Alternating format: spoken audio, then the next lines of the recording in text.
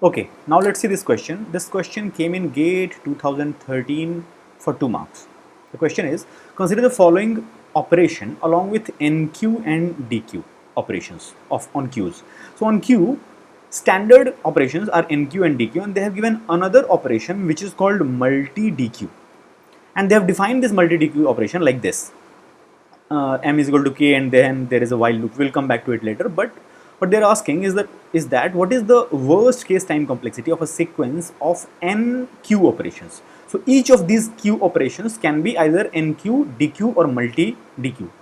So we don't care how you apply these, but you just figure out that if we are doing n operations using any combination of nq, dq, multi dq, whatever, then if the initially q is empty, then what is the worst case time which you can get to for n operations? That is they're asking. For that, firstly let's understand what is this multi dq and what it is doing. So let's say that there is a queue, and as of now let's say there are 4 elements in the queue, and nq is pretty simple, like we insert a new element here, and dq is also pretty straightforward. We remove an element from the front. So this is front and this is rear. Okay, as of now let's understand what is this multi dq doing. So multi dq, what it is doing is that for some global parameter k, which is like given, let's say k is whatever value, we don't know, but k is any global value. What they are doing, that firstly they are assigning that value to m, and then they are looping over the condition if q is not empty and m is greater than 0, then this looping is done. So if we inverse this condition, then that is the condition when it is going to stop. So if this is the condition for execution, then the inverse of that is going to be q is empty, and and will be converted to or. So q is empty or m is basically greater than 0, so it will be basically less than or equal to 0. So if m is non-positive or q is empty, then we stop. And basically in each iteration which we are performing a normal dq operation, and then we are decreasing value of m. So we can understand that if the initial value of k, let's say k is 2, what is going to happen if we perform a multi dq operation? If k is 2, then it will enter here and it will see that this condition is obviously satisfied because q is not empty, obviously it has 4 elements, and m is as of now 2, so 2 is greater than 0, so it is satisfied. It goes inside, it dequeues a element from here. So basically this thing is removed. So now there is nothing here, and the front pointer is now here. Okay, and then we are again checking. So again q is not empty, and the m value is now 1. So earlier it was 2, now it is 1. So it is going to be again greater than 0. 1 is greater than 0, and q is obviously not empty. That's why again one time this operation will be happening. So dq, a normal dq will again happen. This will be removed, and what will be done here, it will be removed, and now q is still here only, so the front is here. Okay, so only 2 elements are as of now in the queue, and again the value of m will be currently 1 minus 1. Now value of m is 0, and now again we will check here. So q is not empty, obviously not empty, and 0 is greater than 0. This is false, so we'll quit. We can see here also the condition here should be satisfied, that q is empty, which is not correct, or m is less than or equal to 0, and which is true. M is 0 now, and that's why this condition is satisfied, and that's why we will exit the loop, and the our multi q operation is done. So essentially what is happening, that earlier we had this queue, okay, where front was here and rear was here, and after one multi queue operation we have transformed the queue to this. So basically these two elements are gone. So basically what is happening, if value of k, then these two elements are going. So in general, you can say that if whatever is the value of global parameter k, if you perform a multi-queue operation, then basically k dq operations are happening, right? So this is what is happening. So we will remove the k elements from the front, and whatever the situation is coming, that is going to be the final state of the queue after performing dq operation. Okay.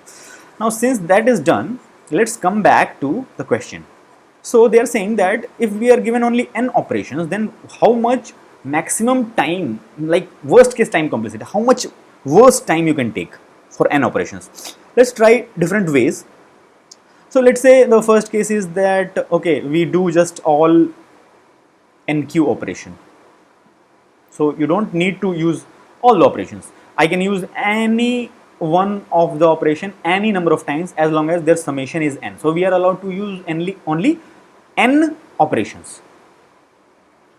So if all are NQ operations, which means that we are doing n times NQ operation, then we are going to essentially NQ n elements. So this n elements will be NQ'd, and this will be the state of the queue. But what is the time taken? The time taken is that since we will take order 1 time for each NQ operation, so overall time taken will be obviously not more than n. So it will be theta n. Okay. Let's try all dq. If we try all dq, then there's nothing there. So you will dq, but nothing will happen.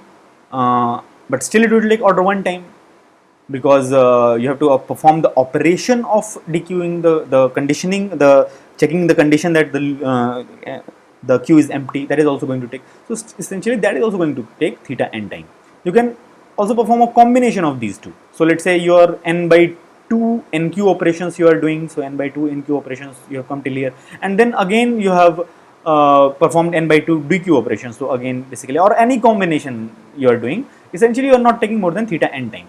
What if we are using multi DQ, which is specially given in this question? Let's see that if we are using some combination. So let's say we are using NQ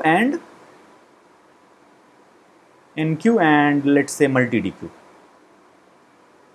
Okay. So these two different operations, let's say we are performing. So let's say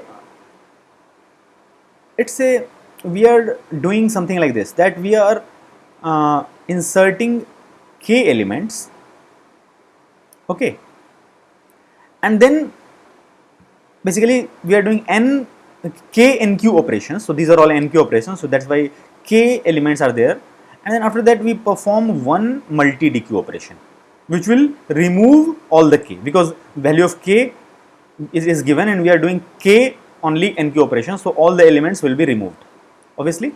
So you can understand that this is one operation. So overall queue was initially empty, and again after performing this k plus 1 operation, it is going to be again empty. That is not the thing of our concern. The only thing is that how much time is it taking if we are doing that. So overall this is k plus 1 operation. How many operations is our budget? Our budget is n operations. So this thing, what we are doing, how many times we can do? At max we can do n divided by k plus 1. You understood, right? So k NQ operation and one multi DQ operation we are doing. So k plus 1 steps or operations we are doing, operations to be sure. In one operation there can be more than one step, which will come back to later, which is in the case of multi DQ.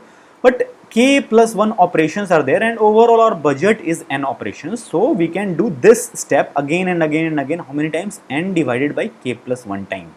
So if n, so what is the overall time? N divided by k plus 1 into one such operation, how much time is taking.